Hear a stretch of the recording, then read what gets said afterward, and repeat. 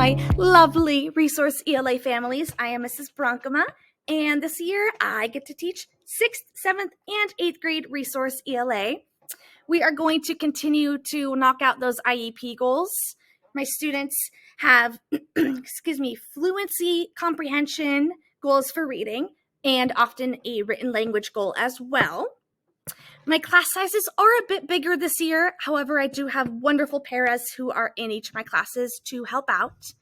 For reading, we use an online program called Read Live, which places students individually into categories based on their reading level. So it really allows students to really work hard on their reading fluency as well as the comprehension. We will also read 3 different novels throughout the year. I'm not going to explain them all because, again, 3 different grade levels, but we will be doing those novels as a whole class, reading them aloud, discussing them, and they are the same books that are read in the general education classrooms as well. For writing, most of my students have written language goals focusing around paragraph writing, so that's where we are primarily going to focus this year. Some students are still working on all criteria of a sentence, while others are working on multi-paragraphs. So you can see that my job can be tricky, but I'm going to help them out as best as I can. Written language can be really tricky when students are used to typing, and then I ask them to handwrite, or vice versa.